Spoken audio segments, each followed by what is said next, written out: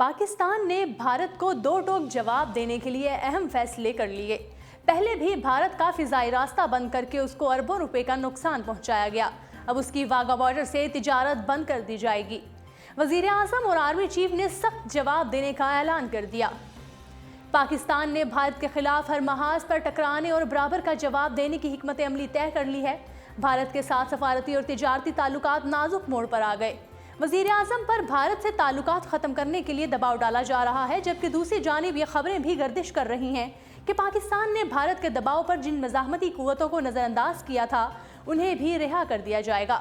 حافظ سعید کی رہائی کے بعد معاملہ یہ بھارتی میڈیا نے واویلا مچانا شروع کر دیا ہے کہ پاکستانی حکومت اور فوج کی طرف سے غیر معمولی تیز کردار کو دیکھتے ہوئے مقبوضہ کشمیر کی مظلوم عوام کے اندر بھی حریت کی جنگ لڑنے کا جذبہ بڑھ گیا ہے۔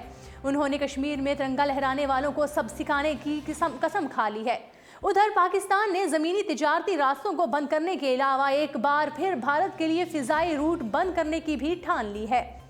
وزیر اعظم اور آرمی چیف نے بھارت کے ساتھ کسی قسم کے نرم رویے کو ترک کرنے کا تہیہ کر لیا ہے۔ آرمی چیف نے چین سمیت دیگر برادر دوست ملکوں کے ساتھ رابطے شروع کر دیے ہیں، جبکہ فوج کو ہر طرح ایک فوری جواب دینے کے لیے حکمت جاری کر دی گئی ہے۔ ناظرین، آپ کو اپڈیٹ کرتے ہیں کہ مقبوضہ کشمیر کی کشیدہ صورتحال پر گزشتہ روز دوسری مرتبہ قومی سلامتی کمیٹی کا اجلاس طلب کیا گیا تھا، جس میں کئی اہم فیصلے کیے گئے۔ وزیر اعظم عمران خان کی زیر صدارت قومی سلامتی کمیٹی کا اجلاس بھارت کے ساتھ سفارتی تعلقات محدود کرنے اور دو طرفہ تجارت معطل کرنے کا فیصلہ کیا گیا تھا۔ دونوں ملکوں کے مابین تجارتی تعلقات معطل ہونے سے $2 ارب کی ٹریڈ متاثر ہوگی، جس سے بھارت کو زیادہ نقصان پہنچے گا۔ ذرائع کے مطابق اس وقت پاکستان اور بھارت کے مابین دو طرفہ تجارت بھارت کے حق میں ہے اور پاکستان کی بھارت کے لیے برآمدات کا حجم صرف $32 کروڑ 40 لاکھ ہے، جبکہ پاکستان کی درآمدات کا حجم $1 ارب 80 کروڑ ہے۔ پاکستان بھارت کی سالانہ دو طرفہ تجارت کا حجم $2 ارب 12 کروڑ 40 لاکھ ہے۔ ذرائع کا کہنا ہے کہ دو طرفہ تجارتی تعلقات ختم کرنے کی سمری وفاقی کابینہ میں پیش کرنے کا فیصلہ کر لیا گیا ہے۔ وزارت تجارت آئندہ کابینہ اجلاس میں سمری منظوری کے لیے پیش کر دی جائے گی، جبکہ کابینہ کی منظوری کے بعد درآمد و برآمد آرڈرز میں ترامیم کا SRO جاری کیا جائے گا۔ دوسری جانب وزیر اعظم آفس نے وزارت تجارت کو سمری کابینہ میں پیش کرنے کی ہدایت بھی کر دی ہے۔ دو طرفہ تجارت معطل ہونے سے بھارت کی پاکستان کو 80% برآمدات، جبکہ پاکستان سے صرف 20% برآمدات ہیں۔ باہمی تجارتی تعلقات بھارت کی ہٹ دھرمی اور غلط رویے کی وجہ سے فروغ نہیں پا سکے اور دونوں ممالک کے درمیان باہمی تجارت 5% سے زیادہ نہیں۔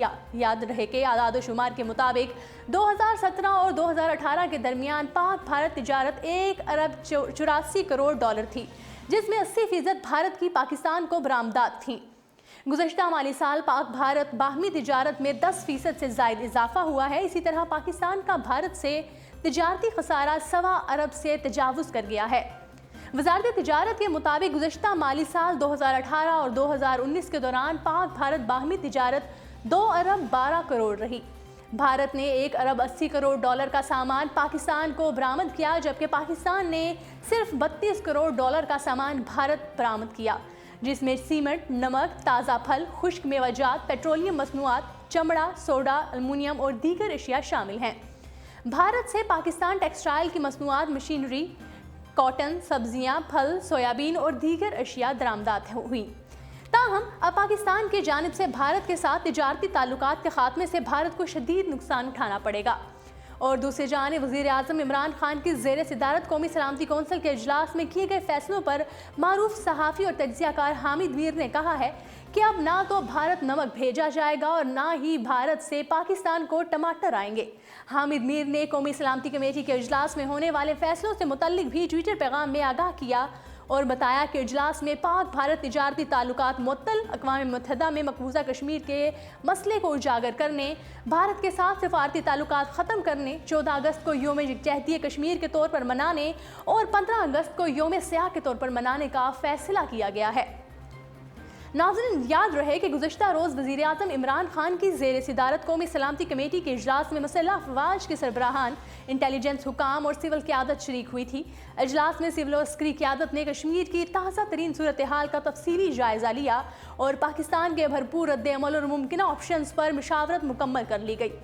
وزیر اعظم عمران خان کی زیر صدارت اس اجلاس میں ملکی داخلی سلامتی اور سیکیورٹی سے متعلق اہم فیصلے کیے گئے۔ اجلاس سے متعلق جاری اعلامیے میں کہا گیا کہ وزیر اعظم نے اجلاس میں بھارتی عزائم بے نقاب کرنے کے لیے سفارتی ذرائع استعمال کرنے اور مسلح افواج کو مکمل تیار رہنے کی ہدایت کی۔ مسئلہ کشمیر کو اقوام متحدہ کی سیکیورٹی کونسل میں لے لیا جائے گا۔